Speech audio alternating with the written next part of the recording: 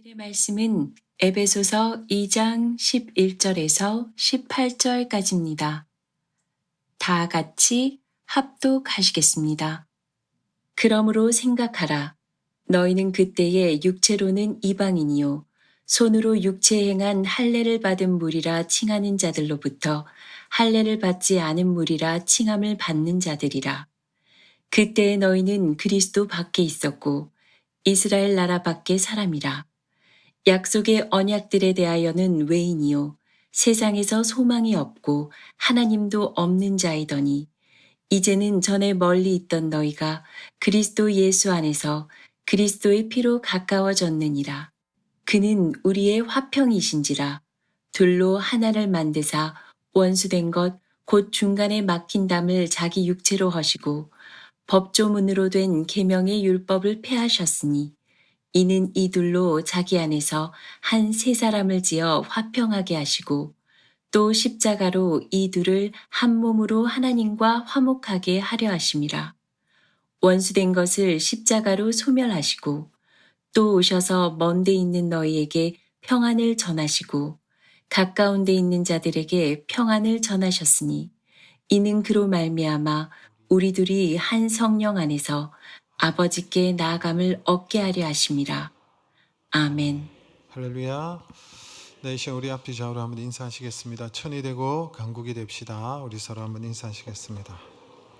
천이 되고 강국이 됩시다. 아멘. 네, 계속해서 에베소서의 말씀을 우리 함께 보기를 원합니다. 사도 바울은 에베소서에서 자신이 계시로 하나님의 놀라운 비밀을 깨달았다고 에베소서 3장 3절에 그렇게 말하고 있습니다. 자신이 깨달은 이 놀라운 비밀을 에베소 성도들에게 말하고 있습니다.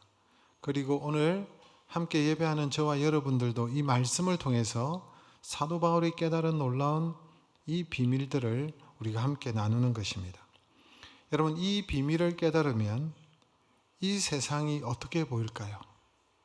하늘의 놀라운 비밀을 깨달았다면 그 비밀을 깨달은 자들이 이 세상을 바라볼 때 이 세상이 어떻게 보이겠습니까? 여러분, 세상이 시시하게 보이지 않겠습니까? 세상이 시시하게 보이는 거예요. 처음에는 이 세상의 모든 것들이 그럴듯하고 좋아 보이는 면도 있었지만 보면 볼수록 이 세상이 다 그렇고 그런 시시한 것들입니다. 사도 바울과 에베소 성도들이 이 세상에 참 어려운 환경 속에 어려운 가운데 처해 있었습니다. 사도 바울은 지금 어떤 상황에서 이 편지를 쓰고 있습니까? 감옥에서요. 차가운 감옥에서 이 편지를 쓰고 있습니다. 에베소 교인들은 지금 어떤 상황에 있습니까? 가난과 여러 가지 비참한 현실 가운데, 박해 가운데 에베소 성도들도 처해져 있습니다. 그런데 이들이 감추어진 비밀을 깨닫고 하나님의 계시로 그 비밀을 깨닫고 그의 시선을 하나님께로 향할 때에 거기에 모든 것들이 위대한 것들이 보이기 시작하는 것입니다. 거기에는 위대한 하나님의 계획이 있고 위대한 하나님의 은혜들이 신령한 은혜와 하늘의 복들이 있고 거기에는 위대한 하나님의 구원의 경륜들이 펼쳐지는 것을 보게 되는 것입니다. 그리고 놀랍게도 그 중심에 이 위대한 이 놀라운 하나님께서 펼쳐주신 그 중심에 그리스도가 중심이시고 또한 교회가 그 중심에 있는 것을 보게 되는 것입니다. 이 사실을 알고 나면 이 땅의 어려운 현실과 비참한 환경이 대수롭지 않게 여겨지는 것입니다. 그리스도 안에서 영원전부터 감추어졌던 이 비밀을 깨닫고 우리에게 주어진 놀라운 이 복을, 신령한 복을 깨닫고 난 다음에 그리스도께서 얼마나 크고 위대하신 분인가를 알고 난 다음에 우리가 한 몸을 이루고 있는 이 교회가 얼마나 존귀하고 영광스러운 위치에 서 있는지를 알고 난 다음에 이 세상의 모든 것들이 시시하게 느껴지고 우리가 가진 것들이 얼마나 보배로운 것인가를 알게 될 때에 사도 바울은 자신이 감옥에 있는 것도 에베소 성도들은 그 박해와 어려운 가운데 처해 있는 것도 전혀 문제시 되지 않는 거예요. 그리고 오늘 바울은 오늘 본문을 통해서 우리에게 또 놀라운 진리를 우리에게 전해주고 있습니다. 우리에게 참된 화평이 주어졌다는 것을, 진정한 샬롬을 누리게 되었다는 사실을 우리에게 말씀하고 있습니다. 여러분, 이스라엘 사람들이 가장 좋아하는 말이 뭔지 아십니까? 샬롬입니다. 샬롬. 우리가 아는 대로 샬롬은 평화죠. 오늘 본문에도 보면 화평이라는 단어로 번역되어져 있는데, 이 샬롬은 히브리 말입니다. 헬라어 말로는 에이레네, 이 에베소서에는 에이레나라고 적혀 있지만 히브리 말로는 샬롬이죠. 이 샬롬을 성경에서 다양한 단어로 번역하고 있습니다. 화평이라고 얘기하기도 하고, 평안이라고 말하기도 하고, 평화라고 말하기도 하고, 평강이라고 말하기도 합니다. 이스라엘 민족이 이 샬롬이라는 말로 서로 인사하죠. 사람을 만나면 샬롬이라고 얘기합니다. 그만큼 샬롬이라고 말하는 이유는 그만큼 힘들게 살았기 때문에 그래요.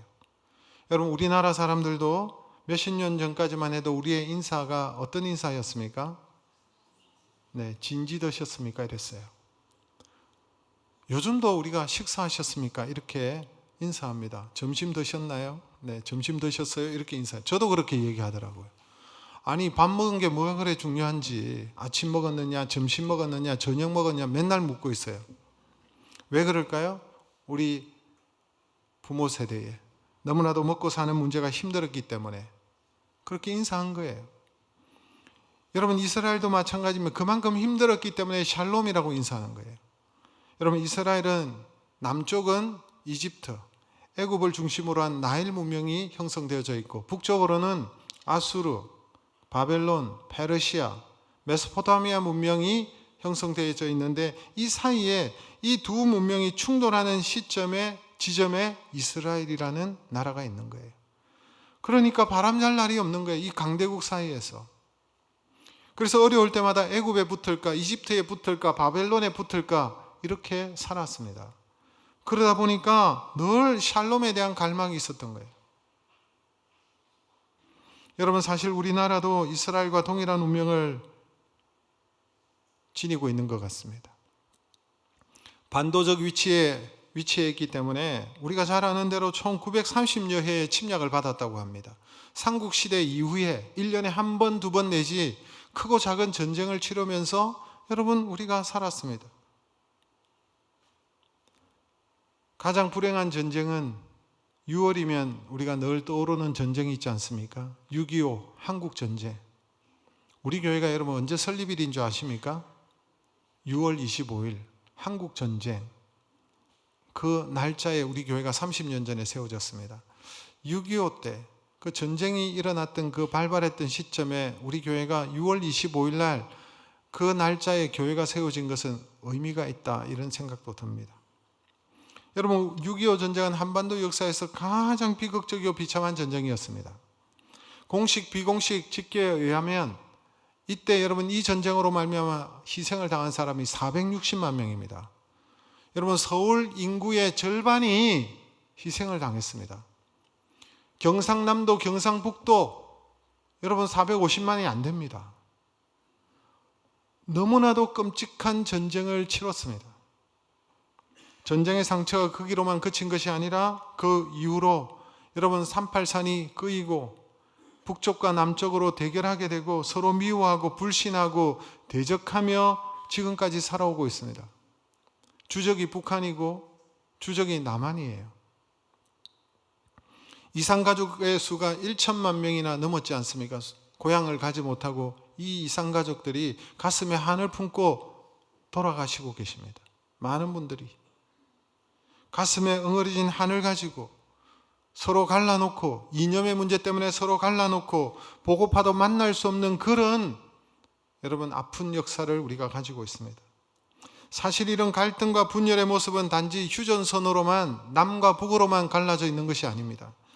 한국 사회 내부를 들어보니까 무슨 갈등이 이렇게 많은지 모르겠습니다. 영남과 호남의 지역 갈등, 노동자와 사용자의 노사 갈등, 젊은 세대와 어른 세대의 세대 갈등, 진보 진영과 또 보수 진영의 정치적인 갈등, 지방과 수도권의 갈등, 심지어는 강남과 비강남의 갈등, 무슨 갈등이 이 작은 나라에 이런 갈등이 많은지 모르겠어요. 양보가 없는 갈등과 분열의 사회를 이루고 있다라고 생각이 듭니다. 여러분, 오늘 한국 사회에서 가장 절실한 가치는 그래서 저는 평화라고 생각합니다. 이 어떤 신념이나 이념이나 사상이나 이런 주장보다도 더 앞서는 가치가 저는 평화라고 생각합니다. 여러분, 60, 70년대의 주요 관심사는 우리나라는 경제 성장이었습니다. 잘 살아보세요. 70년과 80년대는 민주화였습니다. 2000년에 지금에 이르러서는 여러분 평화라는 가치가 우리가 추구해야 될 절대 가치가 아닌가 생각합니다. 여러분, 사실 우리 예수 믿는 사람들은 평화를 추구하는 사람이 되어야 됩니다. 주님께서 우리에게 화평을 이루라고 말씀하셨습니다. 산상수훈에 보니까 마태복음 5장 9절에 이런 말씀이 있지 않습니까? 화평케 하는 자는 복이 있나니 저가 하나님의 아들이라 일컬음을 받을 것임이라. 화평케 하는 자가 복된 자라는 거예요. 우리에게 화평을 말씀하시는 거예요. 화평케 하는 자는 영어로 피스메이커입니다. 평화를 만드는 사람. 우리 예수님이 피스메이커였습니다. 화평케 하는 분이었습니다. 우리 예수님이 웨이메이커, 길을 만드는 분이셨습니다. 우리 주님께서 우리에게 화평을 말씀하셨습니다. 그리고 주님을 따르는 우리에게 화평케 하는 것이 그런 사명을 우리에게 주셨다는 거예요. 그리스도 안에서 평화를 이루는 것이 교회의 사명이 오늘 성도의 사명이라고 저는 믿습니다. 그런데 안타까운 것은 한국 교회가 이런 역할들을 제대로 수행하지 못하고 있습니다. 오히려 갈등을 조장하고 갈등을 오히려 정폭시키는 그런 모습이 한국 교회의 모습 속에서 나타난다는 것입니다. 여러분, 교회는 명백히 신앙적이고 도덕적인 이유가 아니라면 갈등의 축에 끼어들어서 갈등을 조장해서는 안 된다고 저는 생각합니다. 정치적인 이유 때문에 교회가 갈등을 조장해서는 안 되는 것이죠. 교회는 그들을 화해시키는 중재자가 되어야 됩니다. 교회가 힘써야 할 일은 평화이기 때문에 그렇습니다. 여러분, 왜 교회가 화평의 일을, 평화의 일을 추구해야 되느냐? 오늘 본문에 말씀하고 있습니다. 그 이유는 예수님이 화평이시기 때문에 그렇습니다. 여러분, 오늘 본문 14절의 말씀 우리 같이 한번 읽어볼까요? 14절. 그는 우리의 화평이신지라 둘로 하나를 만드사 원수된 것 곧 중간에 막힌 담을 자기 육체로 하시고 그는 예수 그리스도는 우리의 화평이신지라. 주님이 화평이시라는 거예요. 주님께서 우리에게 화평을 주신 거예요. 샬롬을 주신 거예요. 에이레네, 평화를 주신 것입니다.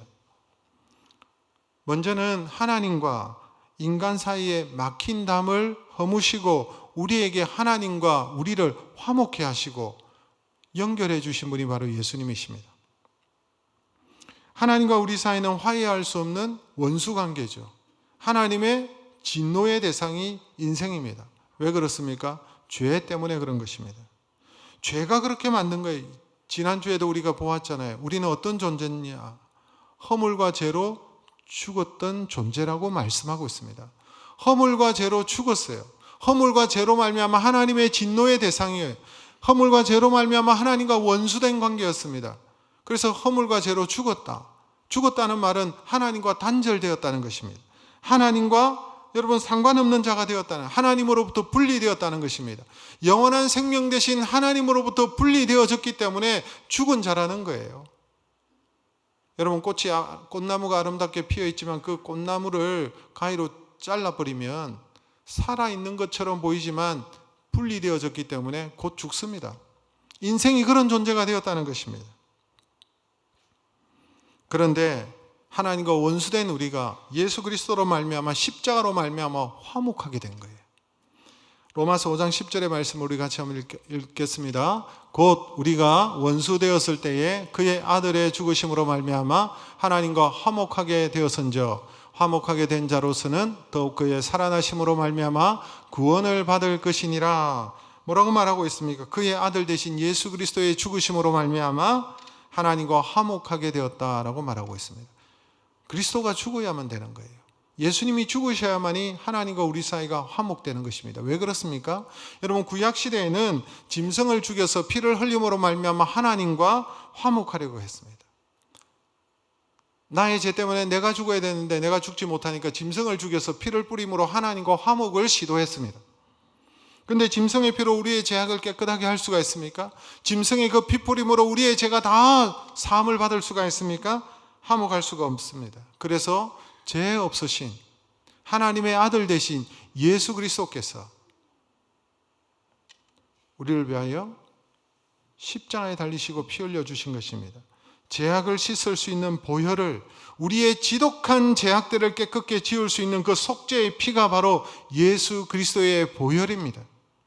그래서 십자가에서 피를 쏟으심으로 말미암아 그때의 하나님과 인간을 가로막고 있는 그 죄악의 담이, 그 원수된 관계가, 하나님과 우리 사이를 가로막고 있었던 그 성전의 휘장이 찢어지고 하나님 앞에 나아갈 수 있는 화목의 길이 열리며 그 죄로 인하여 하나님과 원수 관계였던 우리가 그 십자가로 말미암아 하나님과 화목을 이루고 하나님의 자녀가 되는 놀라운 은혜가 주어졌다는 것입니다. 예수님께서 십자가를 지시기 전까지 인류는 하나님 앞에 나아갈 수 없었습니다. 아무리 제사장이라 할지라도, 거룩한 옷을 입고 짐승의 피를 뿌리면서 지성소로 나아가는 제사장이라 할지라도 하나님 앞에 나아갈 때 죽을까 봐 무서워 벌벌거리면서 나아갔습니다.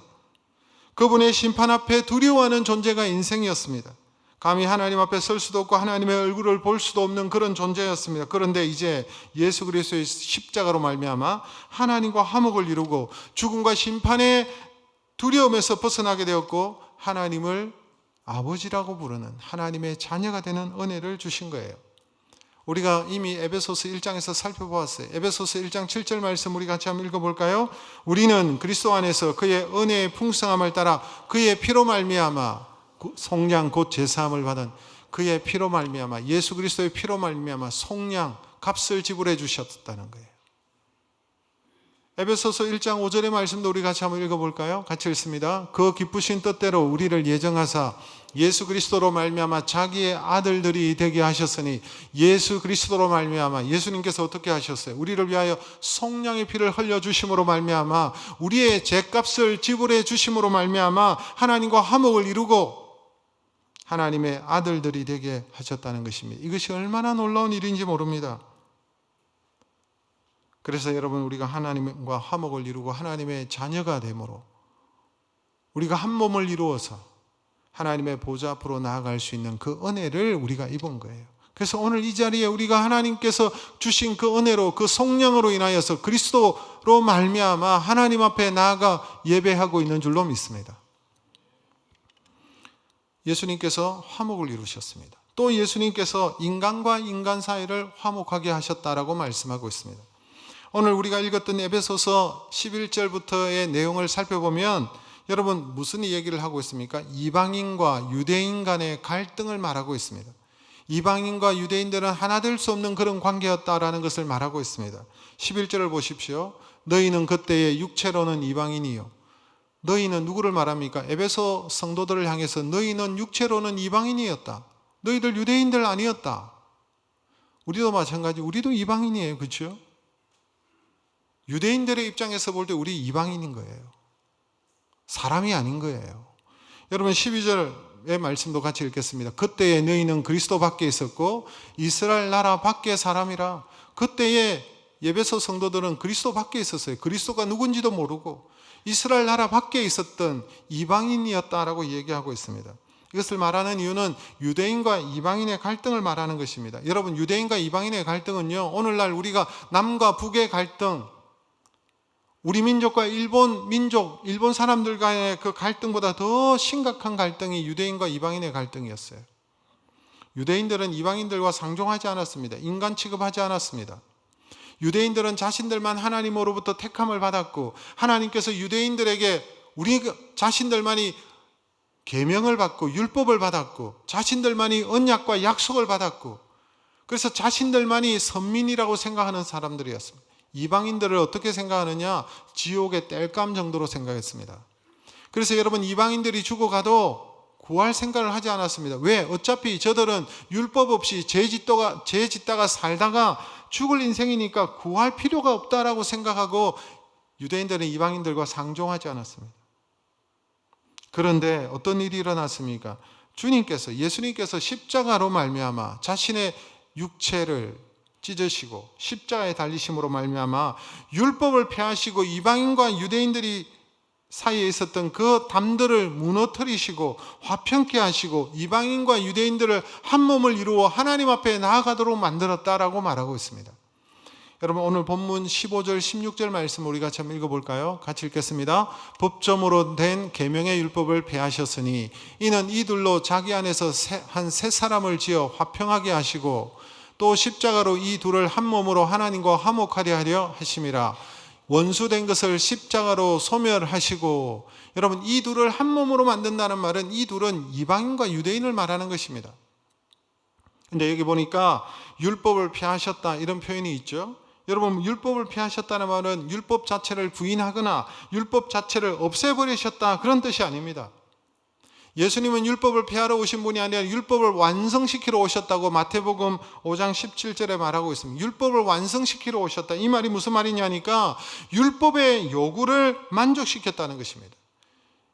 예수님께서 십자가에 죽으심으로 율법의 저주를 감수하셨다는 것입니다. 여러분, 우리는 다 율법 아래에 있는 자들입니다.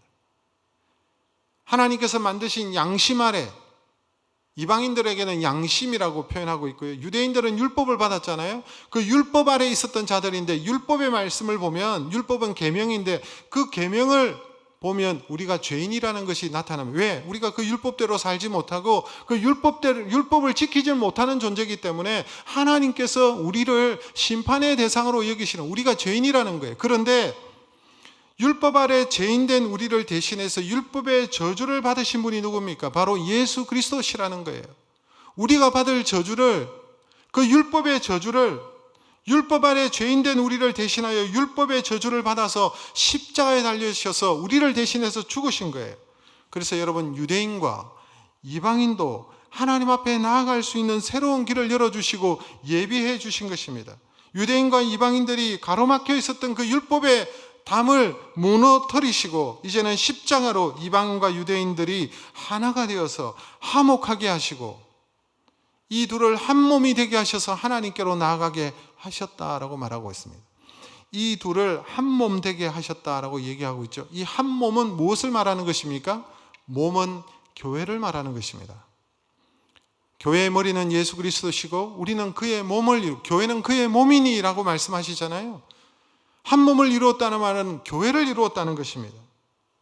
그리스도 안에서 이방인과 유대인들이 도무지 하나 될 수 없는 자들이었는데 이들에게 화평을 이루게 하시고 한 몸이 되게 하시고 하나의 교회가 되게 하셔서 보편적인 교회를 이루어서 하나님 앞으로 나아가게 되었다는 것입니다. 서로 원수되었는데 자기 육체로 십자가로 소멸하시고 그 벽들을 허물어뜨리시고 하나된 교회로서 하나님 앞에 나아갈 수 있는 놀라운 역사가 일어나게 되어졌다. 그래서 예수 그리스도의 십자가로 말미암아 사람과 사람을, 이방인과 유대인들을 하나 되게 하셨다는 거예요. 화목하게 하셨다는 거예요. 그래서 여러분, 그리스도 안에서 우리가 형제님, 자매님이라고 부릅니다. 우리가 형제요 자매입니다. 여러분, 이 고백은 놀라운 고백입니다. 그리스도 안에서 어떤 역사가 일어나는, 민족의 경계가 사라지고 가족의 경계, 빈부의 경계가 있을 수 없게 된 것입니다. 우리는 한 몸을 이루며 한 교회를 이룬다는 것입니다. 그리스도 안에서 모든 담과 벽들이 허물어지고 믿음의 한 가족이 되었다는 것입니다. 여러분, 오늘 한국교회, 열린 하늘문교회는 이 자리에서 예배를 드리지만 여러분, 캄보디아에, 우리 교회가 세운 캄보디아에, 베트남에, 저 태국에, 저 우간다에, 파키스탄에, 인도에, 인도네시아에 세워진 모든 교회도 하나의 교회로서 유니버셜, 보편적인 교회를 이루어서 우리가 하나가 되어서 하나님 앞에 예배하는 거예요.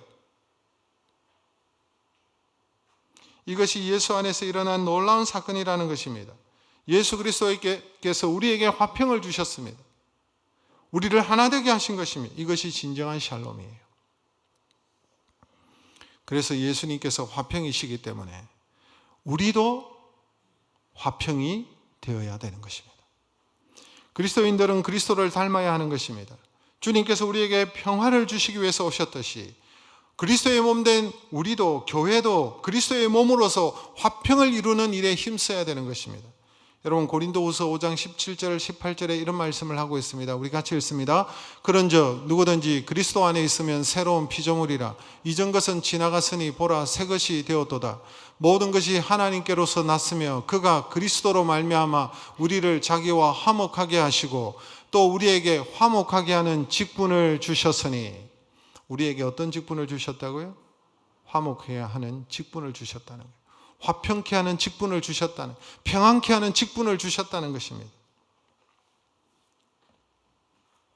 우리가 예수 믿고 그리스도 안에서 새로운 피조물로 거듭나고 중생하고 새로워지고 난 다음에 하나님의 자녀가 되는 그 순간에 하나님께서 우리에게 주신 직분이 뭐냐? 화목하게 하는 직분입니다. 목사도 장로도 집사도 권사도 그 직분 앞서 화목케 하는 것입니다.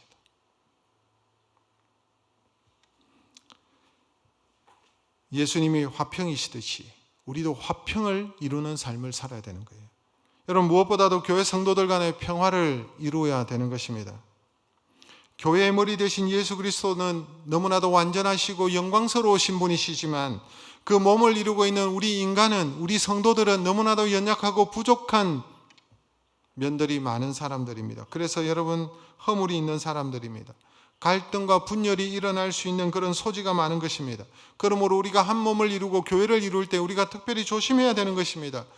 우리가 화평의 삶을 살아야 되는데 화평케 하는 피스메이커의 직분을 주셨는데 우리 안에 갈등과 우리 안에 분열이 일어나도록 해서는 안 되는 것이죠. 그리스도께서 이루신 그 하나됨을 우리가 끝까지 지켜야 되는 것입니다. 그러므로 우리가 화평을 이루기 위해서 여러분 우리가 굉장히 조심해야 됩니다. 우리가 말을 할 때 조심해야 됩니다. 화평을 깨트리는 가장 여러분 문제가 바로 말에 문제가 있어서 그렇습니다. 우리가 말을 할 때 이 말이 허물을 덮어주는 말이 되어야 되고 격려하는 말이 되어야 되고 사람을 살리는 말이 되어야 되는 거예요. 사람을 죽이는 말이 아니라 사람을 살리는 말을 할 수 있어야 되는 거예요. 여러분 가정 안에서도 자녀들에게 여러분 자녀들을 살리는 말을 하세요. 아내를 살리는 말을 하시고 남편을 살리는 말을 하세요. 죽이는 말을 하지 마세요. 교회 안에서도 마찬가지입니다. 우리의 정죄의 말로 다른 사람의 흉을 보는 그 말로 여러분 인간관계가 깨지고 여러분 교회를 나누게 되는 것입니다. 여러분 화평과 화목이 얼마나 중요한지 예수님께서 이런 말씀을 하셨어요. 마태복음 5장 23절에서 24절 말씀 같이 읽습니다. 그러므로 예물을 제단에 드리다가 거기서 내 형제에게 원망 들을 만한 일이 있는 것이 생각나거든 예물을 제단 앞에 두고 먼저 가서 형제와 화목하고 그 위에 와서 예물을 드리라. 여러분 이 말이 무슨 말이에요? 불화의 마음으로, 다른 사람을 미워하는 마음으로, 다른 사람과 갈등하고 있는 그 마음으로 예배를 드린다면 하나님께서 그 예배를 받으시겠느냐 이 말이에요. 먼저 화목하고 예배를 드리고 하나님 앞에 예물을 드리라는 것입니다. 여러분 그래서 교회 안에서는 어떤 분열과 갈등의 부분들이 일어나지 않도록 해야 되는 것입니다. 교회 안에는 파벌도 있어서는 안 되는 것입니다. 교회 안에 어떤 계급이 존재해서도 안 되는 것입니다. 여러분 우리 교회가 많은 것을 성취하고 이루었다라고 한다 할지라도 형제끼리 사랑하지 않고 서로 미워하고 반목하고 질시한다면 실패입니다. 중요한 것은 서로 용서하고 사랑하고 관용하고 평화를 이루는 것이 여러분 교회의 모습이라는 거예요. 그러므로 여러분 우리 안에서 먼저 화평을 이루어야 되는 거예요. 여러분 평화의 사람으로 화평케 하는 사람으로 살려고 하는데 이것이 쉽지 않습니다. 우리가 평화의 사람으로 살기 위하여 그래서 붙들어야 될 것이 있습니다. 그게 바로 여러분 십자가입니다. 십자가. 우리의 정신으로는 제 정신으로는 평화를 이루는 그런 삶을 살기가 어려운 거예요. 그래서 여러분 십자가가 필요한 거예요.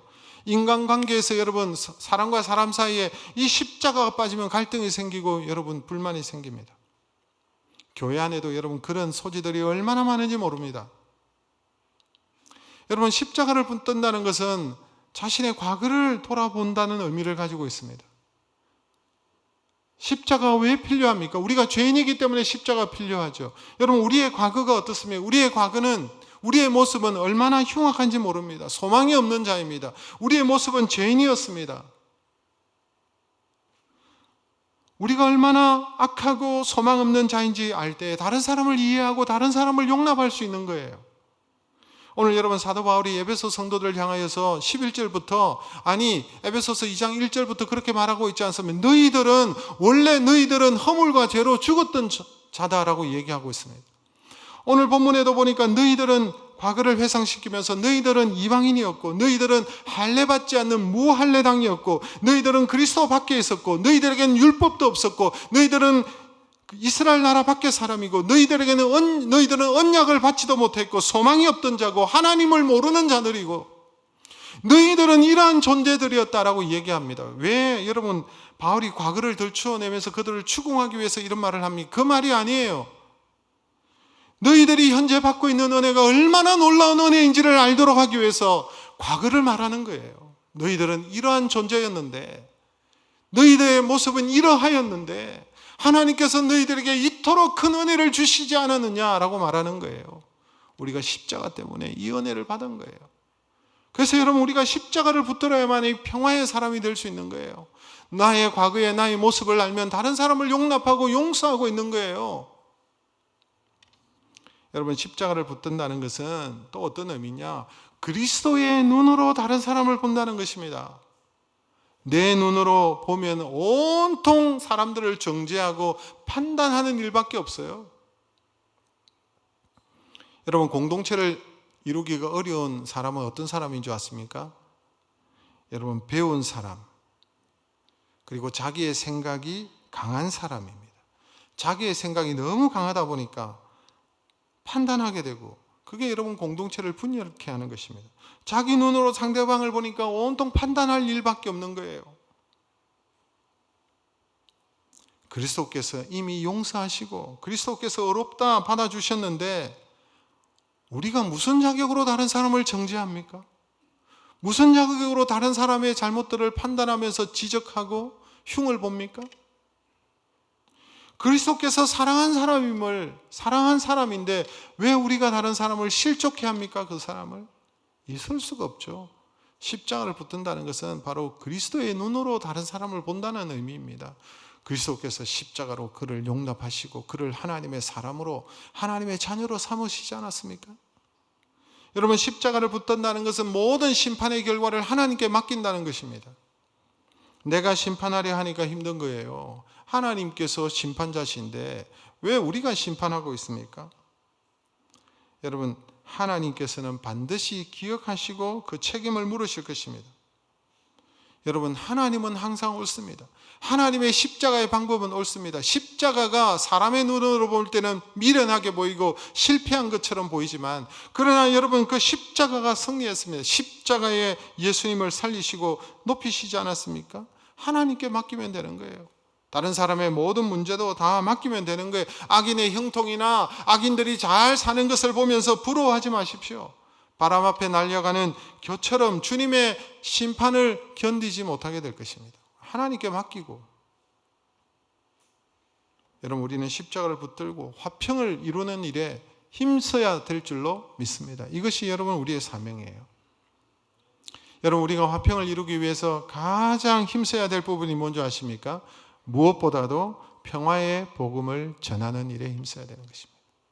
오늘 여러분 17절 말씀 같이 읽겠습니다. 17절 또 오셔서 먼 데 있는 너에게 평안을 전하시고 가까운 데 있는 자들에게 평안을 전하셨으니. 여러분 여기 평안을 전한다라는 말이 있습니다. 우리에게 평안을 주시는 예수 그리스도를 전한다는 말입니다. 화평케 하는 직분을 받은 우리가 화평을 위해서 가장 힘써야 될 부분 뭐냐? 화평의 복음을 전하는 것입니다. 복음을 전할 때 여러분 화평이 일어납니다. 복음을 전할 때 여러분 놀라운 일들이 일어나는 것입니다. 왜 복음을 전해야 평화가 올 수 있습니까? 왜 이사야가 그토록 평화를 말하고 평화를 바라고 평화를 고대하지만 평화가 일어나지 못하고 갈등이 일어나고 내분이 일어나고 싸움이 일어나는 이유가 무엇입니까? 끊임없는 반목과 갈등과 전쟁이 일어나는 이유가 뭘까요? 여러분 그것은 인간의 죄악 때문이에요. 인간이 악하기 때문에, 인간의 죄악 때문에 하나 될 수가 없는 거예요. 분열이 일어나고 갈등이 일어나는 거예요. 그래서 예수님께서 우리의 죄의 문제를 해결하시기 위해서 오셨잖아요. 십자가를 지시고 죽으시고 우리의 죄악의 문제를 해결하시고 하나님과 우리를 화목되게 하시고 사람과 사람을 하나 되게 화목하게 만드시기 위해서 오셨다는 것입니다. 그래서 이방인과 유대인들이 그리스도 안에서 진정으로 하나가 되어서 하나님 앞에 나아갈 수 있는 은혜를 주신 거예요. 여러분 18절 말씀 보세요. 이는 그로 말미암아 우리 둘이, 여기 우리 둘이라는 말은 이방인과 유대인들을 말하는 것입니다. 우리를 말하는 것입니다. 성령 안에서 하나님께 나아감을 얻게 하려 하심이라. 오직 복음만이, 예수 그리스도의 그 피 묻은 십자가만이, 예수 그리스도의 그 십자가만이 여러분 둘이 하나 되게 하고 화평을 이루고 하나님께 나아갈 수 있는 길을 열어주신 거예요. 그래서 여러분 평화를 이루기 위해서는 복음을 전해야만이 진정한 평화가 오는 거예요. 그 복음이 우리의 막힌 담을 허물어뜨리고 예수 그리스도의 보혈로 하나 되게 하십니다. 여러분 어떤 철학도 어떤 이론도 어떤 이념도 어떤 사상도 어떤 예국도 여러분 갈등을 허물어뜨릴 수가 없습니다. 오히려 그 장벽이 더 두터워질 뿐입니다. 그러나 오직 예수 그리스도의 보혈만이 하나님과의 막힌 그 사이를, 원수된 관계를 여러분 화목케 하시고 우리 사회 안에 막힌 담을 허물어뜨리시고 우리 가정 안에 우리 이웃 간에 막힌 담을 허물 수 있는 것이 바로 복음입니다. 가까운 일본과의 진정한 화해도 복음으로 가능합니다. 여러분 일본에 복음을 전하지 않고는 화목될 수 없어요. 과거사? 여러분 그건 문제 해결될 수 없습니다. 복음이라고 저는 생각합니다. 한국과 일본의 역사 가운데 잊을 수 없는 가슴 아픈 사건 중에 하나가 제암리 교회당 사건입니다. 여러분 아시는지 모르겠습니다. 1919년도 3.1 운동이 전국적으로 발생하고 그 만세 운동이 일어났을 때 여러분 우리 지역과 가까운 저 수원, 향남면, 제암리에 4월 15일 날에 일어났던 사건입니다. 일본 육군 중위 아리타 도시오가 일본 군경을 이끌고 제암리에 도착해서 제암리에 있는 마을 사람들에게 교회당으로 모이게 했습니다. 통보할 일이 있으니 교회당에 모여라 그랬어요. 그래서 30여 명이 여러분 모였는데 대부분 다 성도였습니다. 그 성도들이 여러분 교회당 안에 들어가 있었고 그래서 무슨 말을 하려고 우리를 불렀나 하는 가운데 교회 문을 걸어 잠그고 휘발유를 뿌리고 불을 질렀습니다. 애기 엄마가 아이를 안고 있었는데 이 아이만은 살려주세요라고 외쳤지만 그 말을 묵살하고 여러분 창으로 찔렀습니다. 밖으로 나오는 사람들을 여러분 사격을 함으로 죽였습니다. 그래서 여러분 나중에 교회당 안에서 죽은 사람이 22명이고 교회당 뜰의 마당에서 죽은 사람이 6명이었습니다. 그 이후에 제암리 마을에 있는 31호 가구를 다 불태워서 여러분 소멸시켰습니다. 마을의 흔적을 남기지 않을 그런 일들을 저질렀습니다. 여러분 화해가 되겠습니까? 용서가 되겠습니까? 근데 놀라운 사실은 1970년도 일본의 오야마 목사 일행이 속죄 기금을 가지고 와서 이 제암리 이곳에 기념 교회당을 세웠습니다. 교회터가 여러분 불타고 다 없어졌잖아요. 근데 이곳에 교회당을 세웠습니다. 이날 일본 그리스도인 대표와 한국 그리스도인 유족 대표들 사이에 처음으로 한 자리에 앉아서 함께 하나님 앞에 예배를 드리고 찬양을 하고 하나님 앞에 함께 기도했습니다. 기적이 일어났습니다. 일본 대표의 사제와 유족 대표의 뜨거운 눈물과 용서가 있었습니다. 이날 교회당 안에서 선포되고 실천된 용서는 오직 복음으로 가능했습니다. 예수 그리스도의 그 복음으로 하나님의 자녀 한 몸을 이루고 하나님을 섬기는 사람으로서 화해의 역사가 일어날 수 있었습니다. 여러분 복음이 해답입니다. 북한과의 관계도 마찬가지입니다. 우리가 할 수 있는 한 인도적으로 북한을 돕고 우리가 여러분 정치적으로도 화해를 모색하고 북과 남이 여러분 소통할 수 있도록 예를 써야 되지만 그것으로 안 됩니다. 우리 교회도 여러분 북한의 문이 열리면 개성에 어린이 센터를 세운다고 여러분 우리가 이전부터 준비하고 기도하고 있습니다. 여러분, 복음이 전해지지 않는 한 이 모든 노력은 피상적인 미봉책에 불과합니다. 하나 될 수가 없습니다.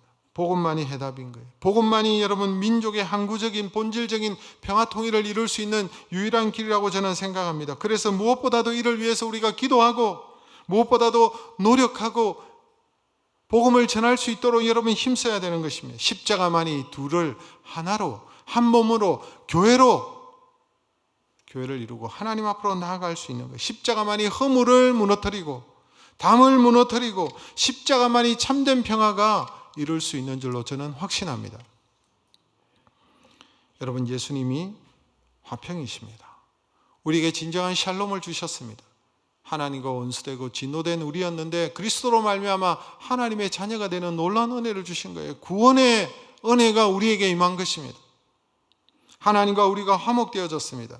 유대인과 이방인의 그 벽을 허물어 한 몸을 이룰 수 있도록 주님께서 십자가로 연결해 주셨습니다. 그리고 그리스도의 몸을 이룬 이 교회에 하나님께서 화평케 하는 직분을 우리에게 주신 거예요. 우리 안에 먼저 화평을 이루고 이 사회와 민족의 갈등과 분열을 치유하고 진정한 화평을 위해서 오직 예수 그리스도의 십자가만을 전하는 우리 열린 하늘문 교회가 되기를 주님의 이름으로 축복합니다. 우리